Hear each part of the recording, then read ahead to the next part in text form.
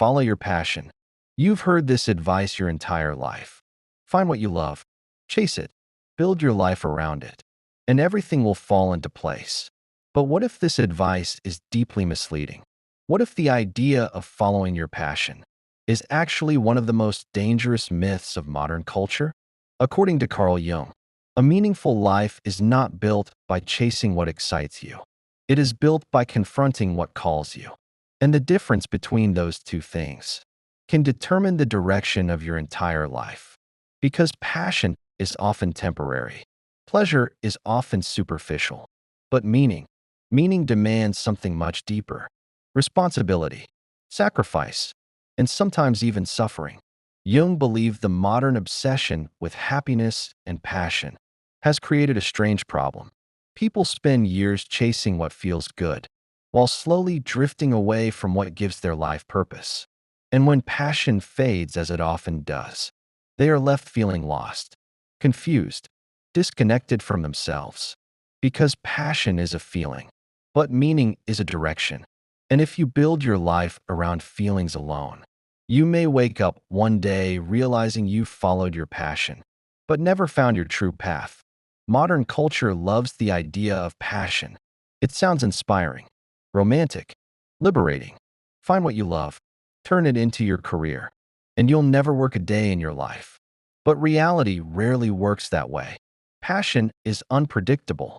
It rises, it fades, it changes with time. What excites you today may bore you 5 years from now. Yet many people build their entire life strategy around this unstable emotion. And when passion inevitably fades, they assume something has gone wrong. They believe they chose the wrong path, the wrong job, the wrong purpose. But the real problem may be the advice itself. Because passion was never meant to be a compass for life. Jung understood something most modern motivational culture ignores. Human beings are not designed to chase pleasure. We are designed to seek meaning. Meaning often appears in places passion would never choose. Difficult responsibilities, personal struggles, long periods of effort and discipline. The path toward meaning is rarely comfortable. In fact, Jung believed meaning often appears where life challenges us the most. Not where it entertains us, not where it excites us, but where it demands growth. Think about the moments in life that shape people the most. Raising a child, building something meaningful over many years, overcoming adversity. None of these experiences begin with constant passion. They begin with commitment, responsibility, and a willingness to face difficulty. Yet modern culture teaches the opposite. If something becomes difficult, it must not be your passion. If motivation disappears, you must be on the wrong path. So people abandon projects, careers, dreams, relationships, all because the emotional high of passion fades. But Jung would say something very different. Passion is not the foundation of purpose. Meaning is. And meaning often reveals itself after commitment, after effort, after perseverance, not before. This is why many people discover their deepest calling in unexpected places, places they initially resisted, responsibilities they once feared, challenges they never planned for. Because the psyche does not guide us through constant excitement. It guides us through symbols, struggles, and inner necessity. The deeper self is not asking, "What excites you right now?" It is asking, "What is your life asking of you?" That question is far more difficult, but it is also far more powerful. Because when a person aligns their life with meaning rather than passion, something changes. They stop chasing temporary emotional highs and begin building something enduring, something that outlasts mood, outlasts comfort, outlasts fleeting motivation. This is where a real sense of purpose begins to emerge, not from passion alone, but from answering the deeper call of life itself. Passion feels exciting, but excitement is temporary. Meaning is different. Meaning is heavier. It demands something from you. Modern culture worships passion, but passion often follows pleasure. The psyche follows something deeper. According to Carl Jung, the soul does not guide you through comfort. It guides you through necessity. What does that mean? It means your real path, often appears where resistance lives, not where excitement lives. The modern mind asks, what do I feel like doing? But the deeper psyche asks, what must I become? Those are not the same question. Passion changes with mood. Meaning survives difficulty. Passion disappears when things get hard. Meaning grows stronger. This is why many people feel lost. They were told to follow passion, but passion fades. And when it fades, direction disappears. Jung believed something different. You do not discover purpose by chasing pleasure. You discover purpose by answering a call. And the call rarely feels comfortable. Sometimes it appears as pressure. Sometimes as dissatisfaction. Sometimes as a strange inner voice saying, this is not your life. That voice is easy to ignore. Most people do ignore it because listening to it requires change. Real change. The kind that disrupts routines. The kind that challenges identity. But that voice does not disappear. It grows stronger over time. The psyche is persistent. It pushes you toward growth, toward integration, toward becoming whole. But the ego resists. The ego wants safety, approval, predictability. So it chooses passion. Because passion feels easy. Passion feels safe. But the path of meaning rarely begins with passion. It begins with responsibility. Responsibility toward your potential. Responsibility toward the life that wants to emerge through you. And when a person accepts that responsibility, something unexpected happens. Passion often appears later, not as a starting point, but as a result. When your life aligns with meaning, energy returns, motivation deepens, commitment becomes natural, not because everything feels exciting, but because the path feels true. And truth has a different kind of power, a quieter power, a deeper power, the power of living in alignment with your own psyche. That is what Jung meant by following the self, not chasing excitement, but answering the deeper call of who you are meant to become. Here is the deeper problem with the advice. Follow your passion. It assumes something about human nature. That is simply not true. It assumes you already know who you are. It assumes your desires are clear. It assumes your impulses are trustworthy. But according to Carl Jung, the human psyche is far more complicated than that. Most people do not begin life knowing themselves. They begin life shaped by forces they barely understand. Family expectations, cultural values, unconscious fears, unexamined desires. And all of these forces quietly shape what we call passion. Think about it carefully. How many passions are truly your own? And how many were influenced by what society celebrates? Status, recognition, money, admiration. These things can easily disguise themselves as passion.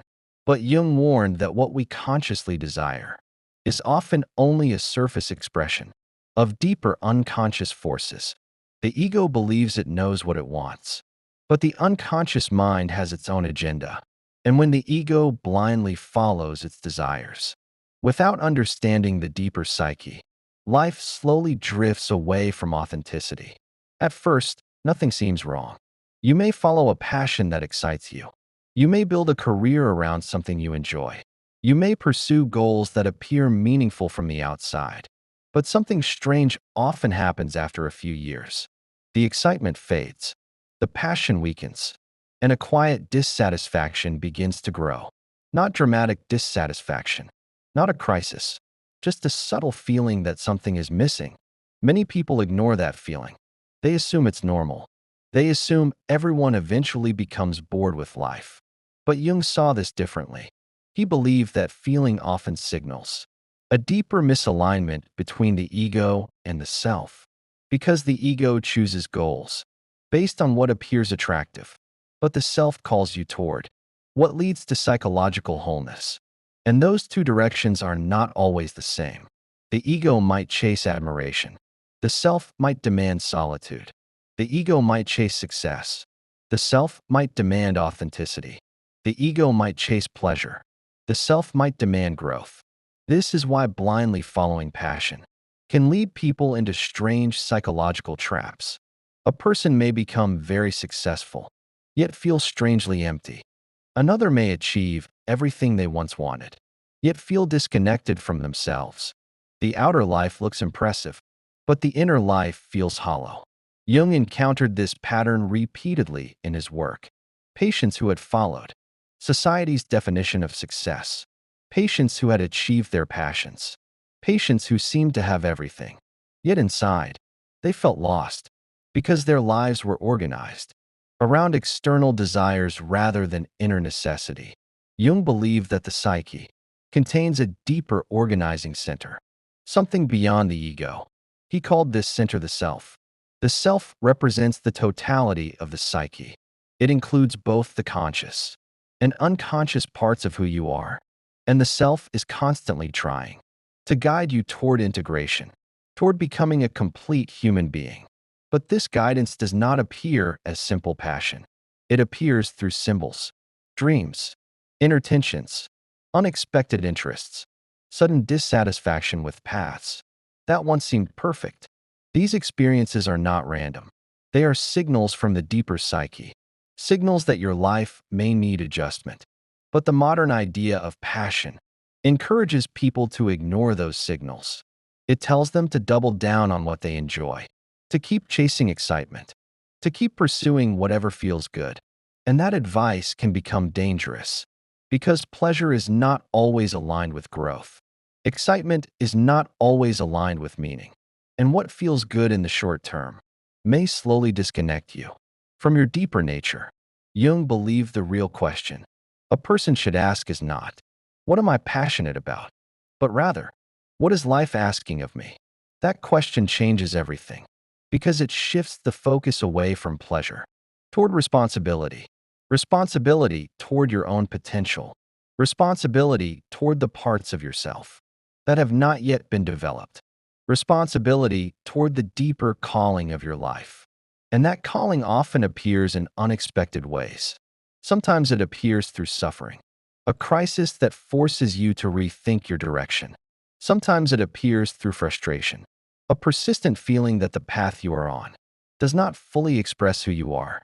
Sometimes it appears through fascination, a strange attraction toward something that seems irrational but deeply meaningful. These moments are not random emotional fluctuations. They are psychological signals, the unconscious trying to communicate with the conscious mind. But hearing those signals requires something rare: attention, patience, and the courage to question your current path. Because sometimes the life you are passionately pursuing is not the life that truly belongs to you. This realization can be terrifying. It may require difficult choices, changing careers, reevaluating relationships, letting go of identities you once believed defined you. But Jung believed avoiding that realization leads to something far worse: a life lived in quiet psychological conflict, a life where the ego continues pursuing what it wants, while the deeper psyche remains unheard. And that conflict eventually creates symptoms: anxiety, depression, restlessness, a vague sense that something essential is missing. Modern psychology often tries to eliminate these symptoms as quickly as possible, but Jung believed they often carry meaning. They are signals, messages from the unconscious, messages that something in your life may need attention, something may need transformation, something may need integration.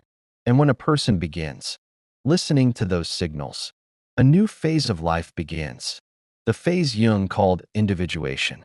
Individuation is not about becoming successful. It is not about becoming happy all the time. It is about becoming whole, about integrating the different parts of the psyche, the conscious and unconscious, the persona and the shadow, the ego and the self. This process requires honesty, because the unconscious does not only contain potential, it also contains everything we try to avoid: our fears, our insecurities, our suppressed emotions, our rejected qualities. Jung called this hidden region the shadow, and confronting the shadow is one of the most difficult parts of psychological development because it forces us to acknowledge aspects of ourselves we would rather ignore. But ignoring the shadow does not eliminate it. It only pushes it deeper into the unconscious, where it quietly influences our decisions, our relationships, our ambitions, our passions. This is another reason. Blindly following passion can be misleading. What appears as passion may sometimes be an unconscious compensation, a way of proving something, a way of escaping something, a way of avoiding something. A person may passionately pursue power because they feel powerless inside. Another may passionately chase admiration because they feel unworthy. Another may passionately seek constant stimulation because they are afraid of stillness.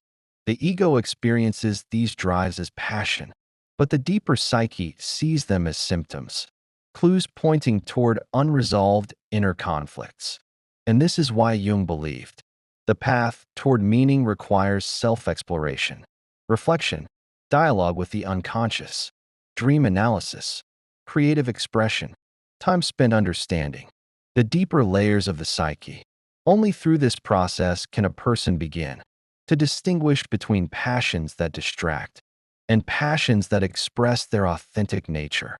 Because authentic passion does exist, but it is different from the excitement modern culture talks about. Authentic passion grows slowly. It deepens with time. It survives difficulty. It becomes stronger through commitment rather than weaker. And most importantly, it aligns with the deeper movement of the psyche. When a person finds that alignment, life begins to feel different. The path may still be difficult, but it feels meaningful. Effort feels worthwhile. Challenges feel purposeful.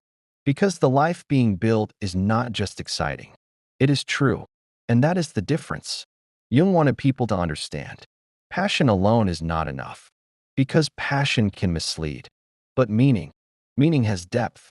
Meaning has endurance. Meaning connects the ego with the deeper self. And when a person organizes their life around meaning rather than passion, something remarkable happens. Their life stops being a series of emotional impulses and begins becoming a coherent psychological journey, a journey toward wholeness, a journey toward authenticity, a journey toward becoming who they were always meant to be. Passion begins with excitement.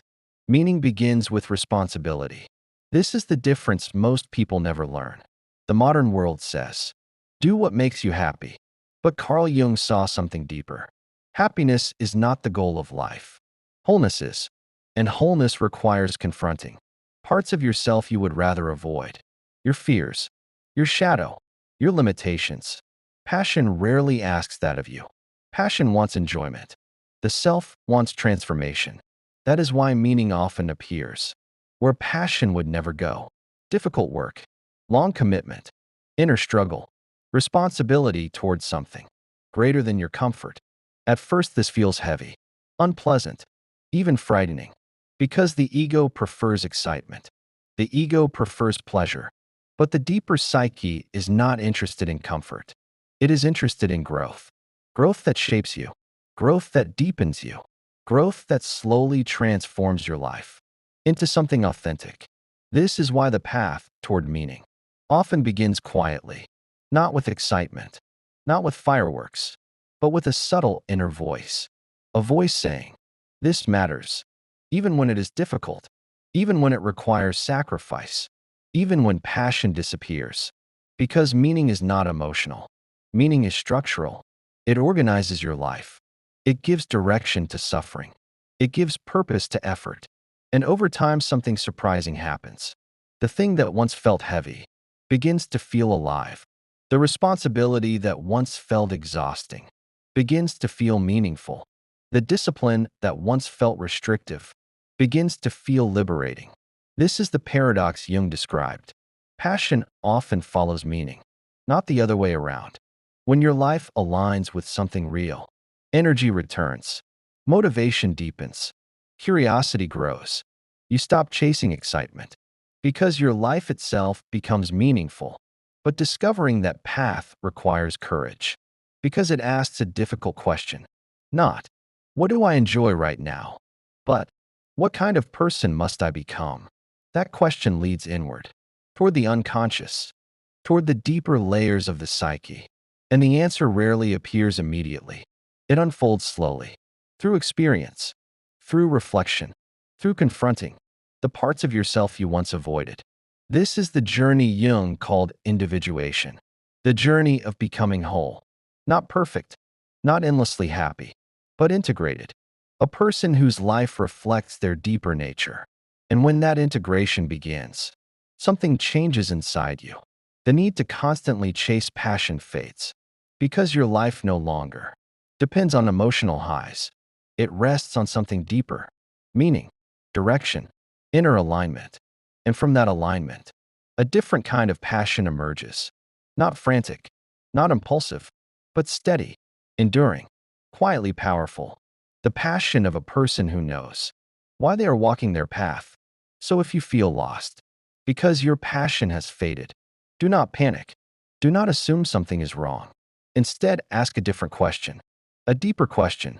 What is life asking of you now?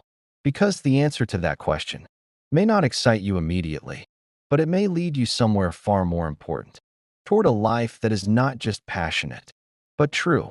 And if this idea resonates with you, take a moment to reflect. Have you been chasing passion, or have you been searching for meaning? Let me know in the comments. And if you want to explore more ideas from Carl Jung about the shadow, the unconscious, and the path toward individuation, subscribe to the channel. Because the most important journey in life is not the pursuit of excitement. It is the discovery of who you truly are.